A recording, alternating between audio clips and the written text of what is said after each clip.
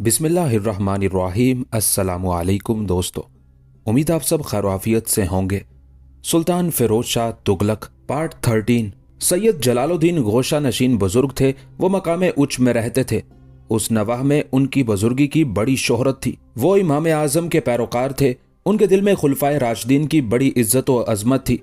खुद सुल्तान का इरादा था कि अपना सफ़ीर उनकी खिदमत में भेजकर दरियाफ्त करें कि ठट्टा क्यों फतह नहीं होता। सुल्तान का ख्याल था कि शायद सैयद जलालुद्दीन ही की वजह से ये शहर फतह होने में नहीं आता।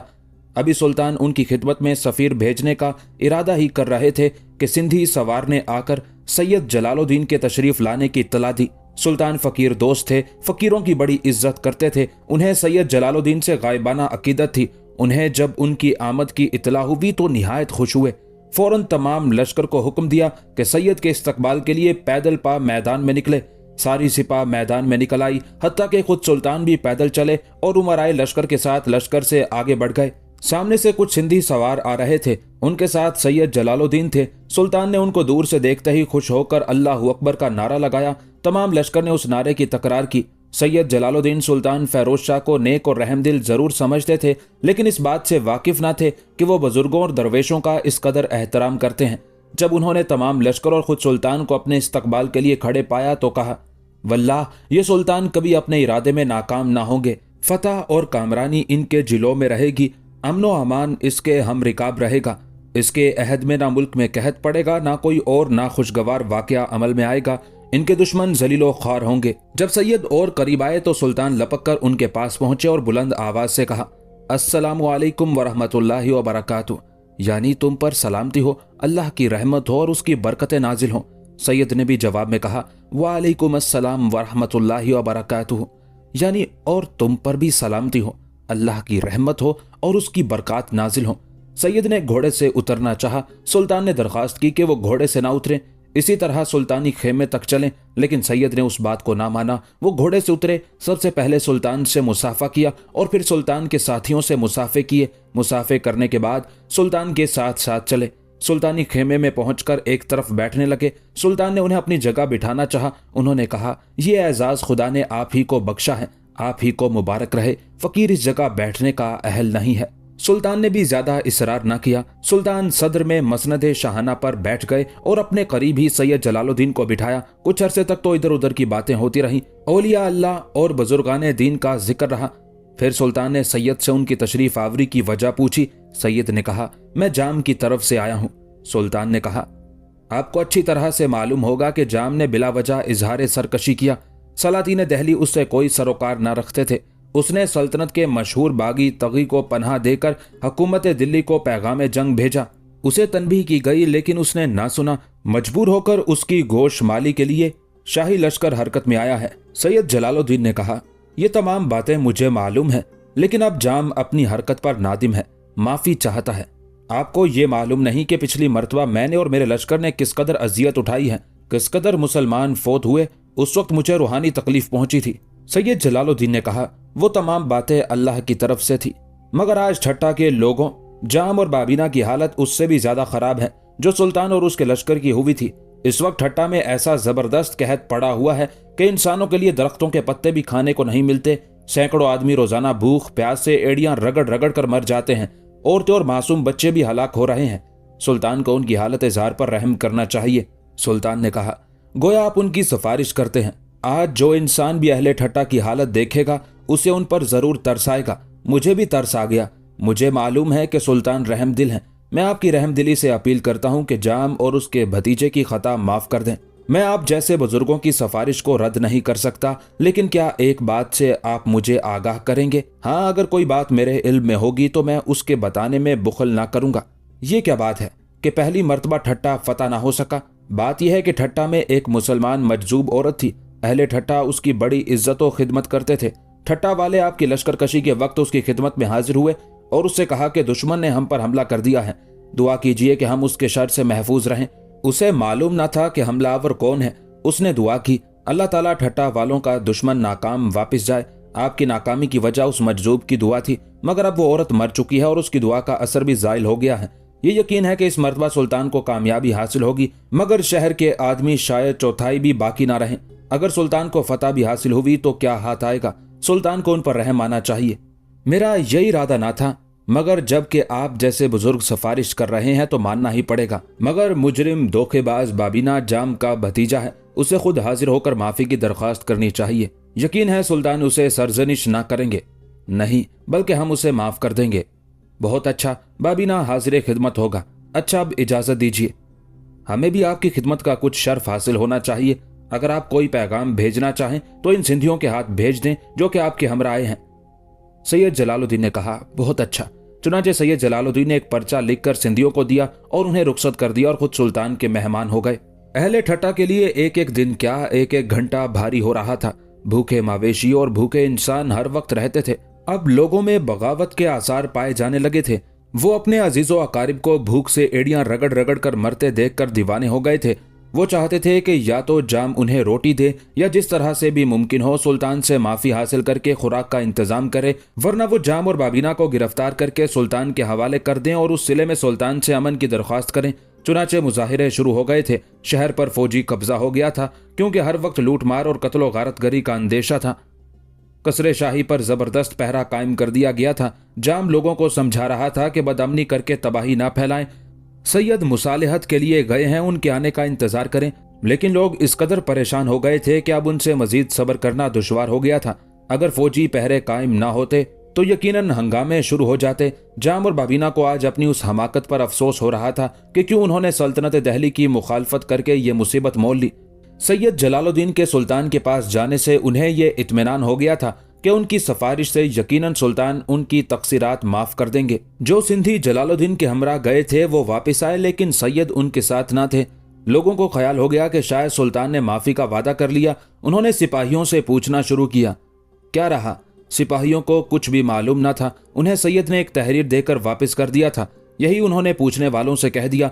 वो सीधे कसरे शाही पर पहुंचे। जाम को इत्तला हुई। उसने फौरन सिंधी सिपाहियों को अपने रूबरू तलब कर लिया। सिपाहियों ने जाम के रूबरू हाजिर होकर निहायत अदब से उसे सलाम किया। जाम ने पूछा, कहो सुल्तान सैयद के साथ किस तरह पेश आए? एक सिपाही ने जवाब दिया, सुल्तान ने उनकी बड़ी इज्जत की। खुद सुल्तान मां तमाम लश्कर के उनकी पेशवाई के लिए आए, बड़े तपाक से मिले और बड़ी इज्जत से ले गए। जाम ने कहा, यकीन है सैयद के तुफैल से बिगड़े हुए हालात सुधर जाएंगे। क्या सैयद वहीं रह गए? जी हाँ, ये खत उन्होंने दिया है। जाम ने उनसे सैयद का खत लेकर उन्हें रुखसत कर दिया। जब तमाम सिपाही चले गए तब जाम ने खत पढ़ा लिखा था, जाम साहब, सुल्तान सख्त नाखुश थे, लेकिन मेरे अर्जो मारूज करने पर वो माफी देने को तैयार हो गए हैं। मगर उनका हुक्म यह है कि शरारत की इब्तदा बाबीना ने की है, वो खुदा कर माफी की दरखास्त करे। मैंने बाबीना के लिए सुल्तान से अमान हासिल कर ली है। अब उनके लिए कोई अंदेशा बाकी नहीं रहा है। वो बेखौफ चले आए, खुदा बेहतर करेगा। जिस कदर सुना था सुल्तान उससे ज्यादा रहमदिल और बामुरव्वत है। जाम उस तहरीर को पढ़कर निहायत खुश हुआ। उसने बाबीना को बुला भेजा। थोड़ी ही देर में बाबीना आ गया। जाम को मसरूर देखकर बोला, आज खुशी की क्या बात है चाचा? सैयद ने सुल्तान को राम कर लिया है। क्या कोई कासिद आया है? हाँ, सैयद का ये खत आया है, लो पढ़ लो। बाबीना ने खत लेकर पढ़ा। पढ़ने के बाद उसने कहा, बड़ा इत्मीनान हुआ। यकीन है अब हमारी परेशानियां और तकलीफें दूर हो जाएंगी। मेरा पहले ही से यह ख्याल था कि सुल्तान मुझसे नाखुश हैं। अगर मैं उनकी खिदमत में हाजिर होकर माफी की दरखास्त करूंगा तो जरूर वो मेरी खताएं माफ कर देंगे। ख्याल मेरा भी यही था, लेकिन चूंकि पहली मर्तबा जब सुल्तान हमलावर हुए थे तो उन्हें हमने ज्यादा परेशान किया था, इसलिए खौफ था कि शायद सुल्तान को गुस्सा हो और वह माफ ना करें। मगर मुझे उन लोगों ने जो सुल्तान से मिल चुके हैं ये बताया था कि सुल्तान इस कदर नेक और रहमदिल हैं कि खताकारों की खताएं उनके इजहार निदामत पर फौरन माफ कर देते हैं। इसलिए मुझे उनकी खिदमत में जाने की जसारत हुई थी। सुल्तान को मैं भी अच्छी तरह जानता हूं, लेकिन मुझे यह अंदेशा था कि बादशाहों का गुस्सा भी बड़ा सख्त होता है। खैर, सैयद की बदौलत ये मरहला तय हो गया, लेकिन अब भी मुझे खौफ ही मालूम होता है। डरता हूं कि कहीं तुम्हारे साथ कोई बुराई पेश ना आए। नहीं चाचा, अब खौफ की कोई वजह नहीं है। तुम नहीं जानते बेटा, जिन लोगों को जिससे ज्यादा मोहब्बत होती है उसके मुतालिक उन्हें हर बात में खतरा नजर आया करता है। चूंकि मुझे तुमसे बहुत ज्यादा मोहब्बत है, इसलिए हर बात में मुझे खतरा नजर आता है। मुझे अफसोस है कि मेरी वजह से आपको बड़ी तकलीफ और परेशानी उठानी पड़ी। जो हो गया उस पर अफसोस करना फजूल है। बस तो आप मुझे जाने की इजाजत दीजिए। बेहतर तो यह होता कि मैं भी तुम्हारे साथ चलता, दोनों ही सुल्तान से अपनी तकसीरात माफ कराते। दोनों का साथ जाना मुनासिब नहीं है। ना ही सैयद ने दोनों को बुलाया है। पहले मुझे जाने दीजिए। देखिए सुल्तान मेरे साथ कैसे पेश आते हैं। अगर मेरे साथ उनका बर्ताव मुनासिब हुआ तो मैं आपको इत्तला दूंगा, उस वक्त आप भी चले आइएगा। जाम कुछ कहने ही वाला था कि बाहर अजीम शोर बुलंद हुआ। जाम ने कहा, कोई और मुसीबत आई? मालूम होता है बागी कसरे शाही पर आ चढ़े हैं। शायद। अच्छा तुम ठहरो, मैं देखता हूं क्या मामला है। नहीं चाचा, आप ना जाएं, मुझे जाने दीजिए। बेटा, रियाया सबसे ज्यादा तुमसे ही नाराज है। आम लोगों का ख्याल है कि उनकी इस तकलीफ का बायस तुम ही हो। तुम ना चाहो, मुझे जाने दो, जैसी आपकी मर्जी। उस वक्त चंद मोअज़्ज़ज़ लोग आए। जाम उठकर खड़ा हो गया था और उन लोगों को देखकर फिर बैठ गया। आने वालों ने जाम को सलाम किया। जाम ने सलाम का जवाब देकर कहा, क्या बात है? उनमें से एक बूढ़े आदमी ने कहा, अब भूख की तकलीफ बर्दाश्त से बाहर हो गई है। पहले बच्चे और बूढ़े मर रहे थे, अब औरतें और कड़ियल जवान भी मरने लगे हैं। हमें अनाज दीजिए, हमारी जानें बचाइए। जाम ने कहा, मैं इसके लिए कोशिश कर रहा हूँ। मामला तय हो चुके हैं। बाबीना सुल्तान की खिदमत में जा रहे हैं। सुल्तान के पास काफी गल्ला है, बाबीना गल्ला लेकर आएंगे। मगर इतनी सब्र की ताकत किसमें है? फिर क्या इरादा है? जब हम मर रहे हैं तो उन लोगों को क्यों जिंदा रहने दें जिन्होंने हमें मौत के गार में धकेला है? इससे सिवाय खून रेजी के कोई फायदा ना होगा। तुम्हारी इस गड़बड़ में और देर हो जाएगी और जो इंतजाम हम कर रहे हैं उसमें खलल पड़ जाएगा। रियाया तबाह हो जाएगी और हुक्मरान बर्बाद हो जाएंगे। सारा मुल्क वीरान हो जाएगा। सब्र और समझ से काम लो। तुम अक्लमंद हो, खुद भी समझो और दूसरों को भी समझाओ। हमें आज शाम तक की मोहलत दो। अगर इस अरसे में हम तुम्हारे लिए कुछ ना कर सकें तो फिर तुमको इख्तियार है कि तुम हमको मार डालो। बूढ़े ने कहा, आपने माकूल बातें कही हैं। यही बातें कहकर आप उनका भी इत्मीनान कर दें जो कसरे शाही पर चढ़ाए हैं। जाम ने कहा, चलो मैं अपनी तमाम रियायत तक अपना पैगाम पहुंचा दूं। जाम उन लोगों के हमरा बाहर आया। देखा तो बाहर जबरदस्त मजमा था। जहां तक नजर जाती थी इंसानों के सर ही सर नजर आते थे। लोग जोश और गुस्से में भरे हुए थे। उनके तेवर कह रहे थे कि वो किस इरादे से आए हैं। जाम घबरा गया, लेकिन वो मौके की नजाकत देखकर फौरन और उसने बुलंद आवाज से कहा, मेरी मुसीबत ज़दा महबूब रियाया, सब्र और सुकून से मेरी बातें सुनो। लोग शोर कर रहे थे, सब खामोश हो गए। जाम ने कहा, मुझे तुम्हारी तकलीफों का एहसास है। मैंने तुम पर अपनी इज्जत और जान कुर्बान करने का इरादा कर लिया है। मैंने निहायत ही आजिज़ी और जिल्लत के साथ सुल्तान से माफ़ी की दरख्वास्त की है। सुल्तान ने माफ़ी का वादा कर लिया है। उन्होंने बाबीना को तलब किया है। बाबीना तुम्हारे लिए अपनी जान को खतरे में डालकर सुल्तान की खिदमत में जा रहा है। मैं तुमसे दरख्वास्त करता हूँ कि आज शाम तक और सब्र करो। इस अरसे में तमाम मामला तय हो जाएंगे और तुम्हारे लिए अनाज लाया जाएगा। अगर शाम तक तुम्हारे खाने का इंतजाम ना हो सका तो फिर तुम्हें इख्तियार होगा कि तुम मुझे गिरफ्तार कर लो और जो सलूक मेरे साथ चाहो करो। लेकिन इस वक्त खामोश रहो और मुझे आखिरी कोशिश कर लेने दो। चूंकि जाम ने माकूल बातें कहीं, इसलिए बागियों पर उनका असर पड़ा। बागियों के सरगनाओं ने कहा, हम शाम तक सब्र कर लेंगे। चुनाचे बागियों का जमे गफीर लौट गया। जाम ने इत्मीनान का सांस लिया और कसरे शाही में पहुंचकर बाबीना से तमाम हाल कहकर कहा, अब देर ना करो बेटा, जाओ और जिस तरह से हो सुल्तान से गल्ला हासिल करो। बाबीना ने लिबास बदला और कसरे शाही से निकलकर चंद एक सवारों को हमरा लिया और शाही कैंप की तरफ रवाना हुआ। बाबीना अभी थोड़ी ही दूर चला था कि उसे रास्ते में चंद एक सिंधी जासूस मिले। उसने उन जासूसों को रोककर उनसे पूछा, क्या यह सच है कि सुल्तान ने सैयद जलालुद्दीन की बड़ी इज्जत और मंजिलत की है? एक जासूस ने जवाब दिया, जी हाँ बिल्कुल सच है, हमारे सामने की बात है। सुल्तान खुद उनके इस्तकबाल के लिए आए। सुल्तान का क्या इरादा है? जासूस ने कहा, सुल्तान ने फिलहाल जंग बंद करने का फरमान जारी किया है। कुछ मेरे मुतालिक सुना है? बाबीना ने उस जासूस से पूछा। जासूस ने बताया, जी हाँ, ये सुना था कि सुल्तान ने आपको तलब फरमाया है। कुछ ये सुना हो कि सुल्तान का मेरे मुतालिक क्या ख्याल है? मशहूर यह है कि सुल्तान ने आपको माफ़ी देने के लिए तलब किया है। और कोई बात लश्कर में सुनी हो? लश्करी बहुत खुश हैं, कहते थे बाबीना के आते ही ठट्टा की मुहिम का मामला तय हो जाएगा और फिर सुल्तान दिल्ली तशरीफ ले चलेंगे। चूंकि सिपाही एक अरसे से अपने अहलो अयाल से बिछड़े हुए हैं, इसलिए बड़ी मुसर्रत का इजहार कर रहे हैं। सुल्तान कहाँ है? आज सुल्तान शिकार खेलने गए हुए हैं। रात मालूम हुआ था कि कुछ भेड़िए लश्कर के करीब आ गए थे। सुल्तान भेड़ियों का शिकार खेलने के लिए तशरीफ ले गए हैं। भेड़िए तो जनूब की तरफ जंगल में ज्यादा हैं। जी हाँ, सुल्तान भी उसी तरफ गए हैं। सुल्तान के साथ कितने आदमी हैं? उनका रिसाला खास है और कुछ उमरा में से हैं। तब मुझे उसी तरफ चलना चाहिए। ये कहते ही वो जनूब की तरफ लौट पड़ा। जासूस ठट्टा की तरफ चले गए। कुछ दूर चलकर बाबीना अपने साथी सवारों के साथ जंगल में दाखिल हुआ। शुरू में तो ये जंगल बहुत मामूली था, मगर जूं जूं आगे बढ़ता जाता था तारीक और खौफनाक होता जाता था। ये जंगल भेड़ियों के जंगल के नाम से मशहूर था। इसमें बड़ी कसरत से भेड़िए रहते थे। दो चार आदमियों को इस जंगल में जाने की जुर्रत ना होती थी। अमनो अमान के जमाने में मवेशी चराने वाले इस जंगल से कोसों दूर रहा करते थे। उन्हें खौफ रहा करता था कि कहीं भेड़ियों की कोई टुकड़ी हमला करके उन्हें और मवेशियों को चीर फाड़ ना डाले। बाबीना के साथ तकरीबन 50 सवार थे।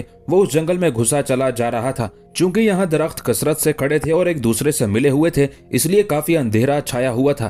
कुछ फासला तय करने के बाद बाबीना ने बिगुल की आवाज सुनी। यह शाही बिगुल की आवाज थी। बाबीना ने कहा, मालूम होता है सुल्तान करीब ही हैं। वो और आगे बढ़ा। उसे चंद एक सवार भेड़ियों की एक कतार के पीछे कदरे तेजी से आते हुए नजर आए। भेड़िए बाबीना और उसके हमराहियों की तरफ भागे चले आ रहे थे। बाबीना ने अपने हमराहियों से कहा, दलेरो नेज़े निकालकर इन भेड़ियों का शिकार करो। उसके हमराहियों ने नेज़े निकाल लिए, मगर भेड़ियों ने उन्हें देख लिया। वो वहां से पलटकर फिर पीछे की तरफ भागे। उधर से चंद मुसलमान सवार आ रहे थे। उन्होंने घोड़ों को जरा तेज करके कई एक भेड़ियों को नेज़ों की अन्नियों पर उठा लिया। भेड़िए नेज़ों में बिंद कर रह गए, बाकी भेड़िए एक तरफ को भाग गए। सवारों ने घोड़ों से उतर कर भेड़ियों को नेज़ों से निकाला। उन सवारों के पीछे कुछ पैदल लोग भागे चले आ रहे थे। ये भी मुसलमान थे। उन्होंने उन भेड़ियों को पकड़कर मार डाला, उनकी खालें उतार ली और गोश्त उसी जगह छोड़ दिया गया। अब बाबीना मुसलमान सवारों के करीब पहुंच गया था। उसने उन सवारों से पूछा, आला हजरत सुल्तान मुअज्जम किस तरफ हैं? एक सवार ने कहा, पहले आप ये बताइए कि आप कौन हैं और क्यों सुल्तान को दरियाफ्त कर रहे हैं?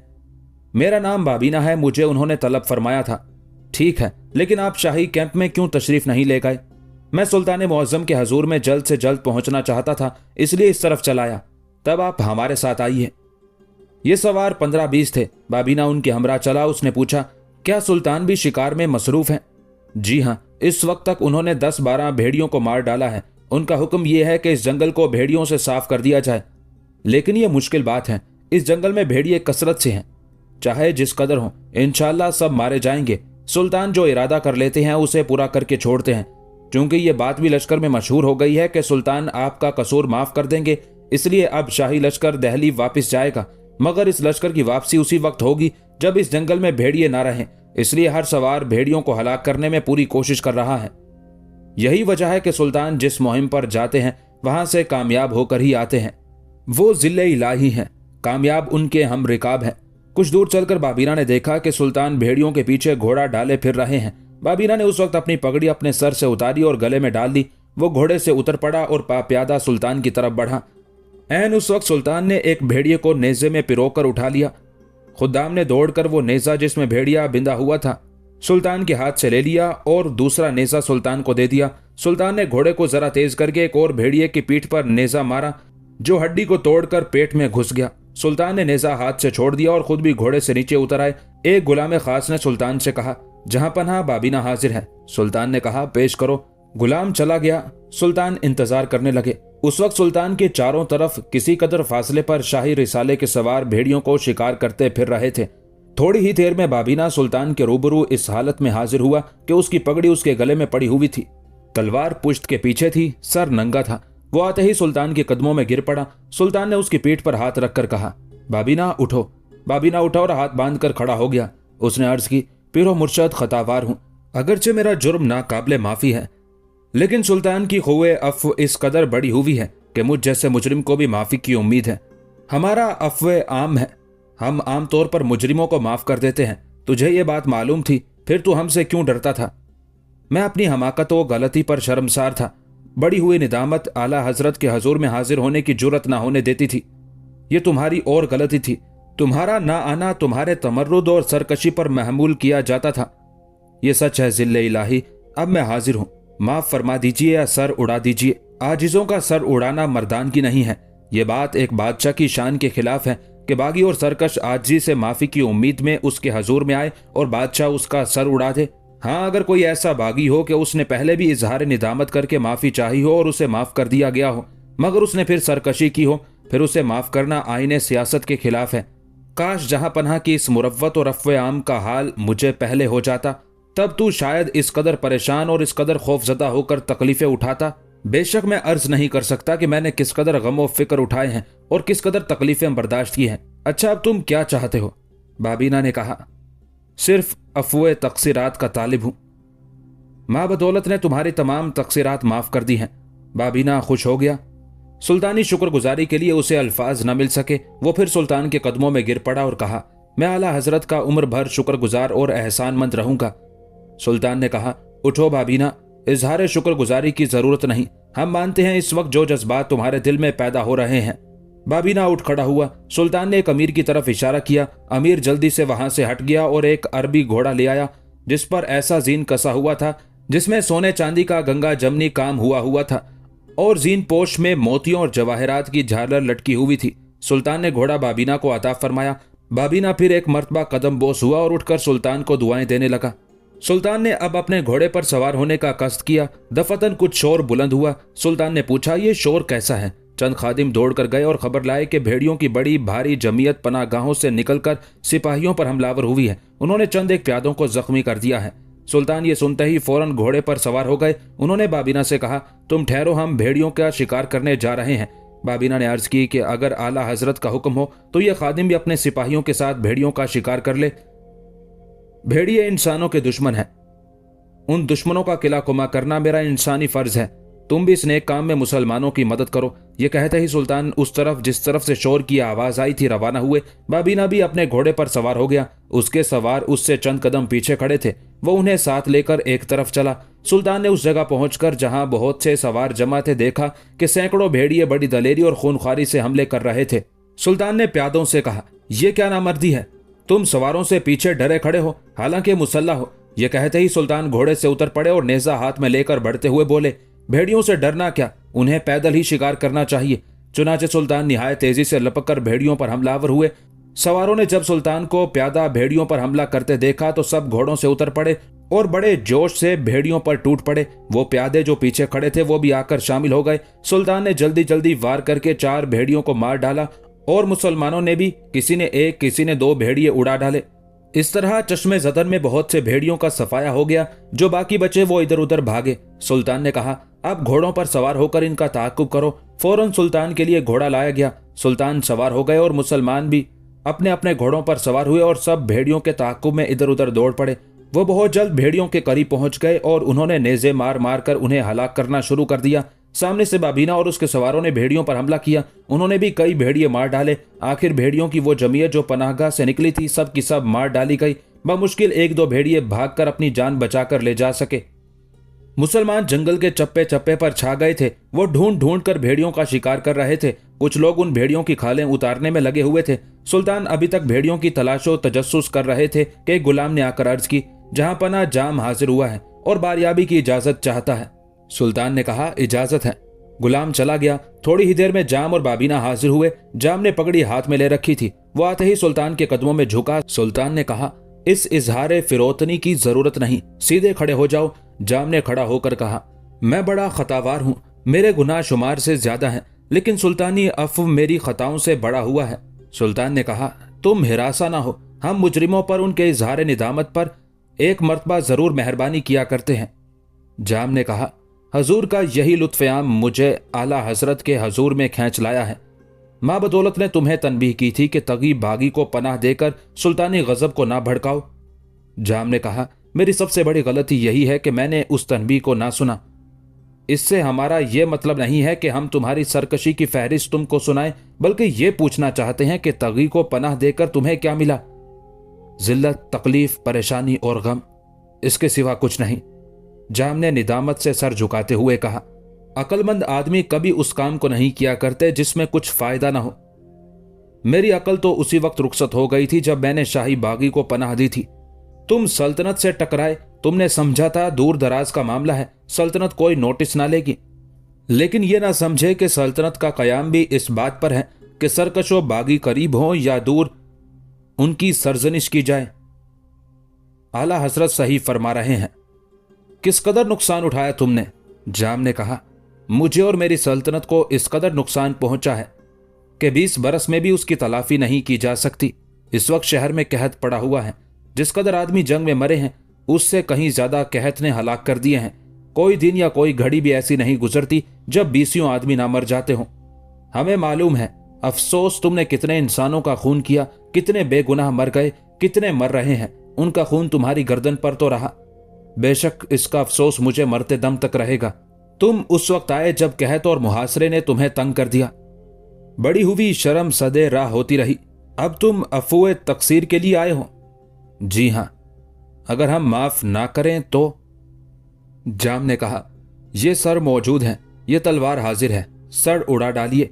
एक बागी की सजा कत्ल ही तो है, मगर हम कह चुके हैं कि हम पहला जुर्म माफ कर दिया करते हैं, इसलिए हमने तुम्हारा कसूर माफ कर दिया। जहे नसीब, मैं उम्र भर ममनून एहसान रहूंगा। हम ये चाहते हैं कि तुम और बाबीना दोनों माँ अपने अहलो अयाल के दिल्ली तक हमारे साथ चलो। जाम ने कहा, जी जरूर। इसमें तुम्हें कोई ऐतराज या कोई दिक्कत तो नहीं है? कुछ नहीं, ना कोई दिक्कत है ना कोई ऐतराज है, बल्कि ये तो हमारी इज्जत अफजाई है। फिर भी अगर तुम्हें कोई दिक्कत हो तो बेतकल्लुफ कह डालो। कोई दिक्कत नहीं है आला हजरत।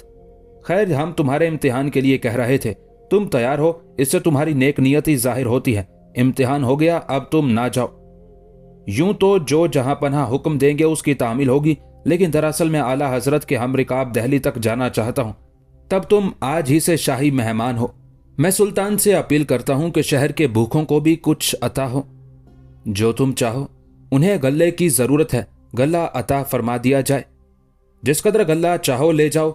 हम अभी मीरे रसद को हुक्म दिए देते हैं कि वो गल्ला तुम्हारे हवाले कर दें। सुल्तान का ये एहसान तमाम शहर वालों को उम्र भर ममनून रखेगा।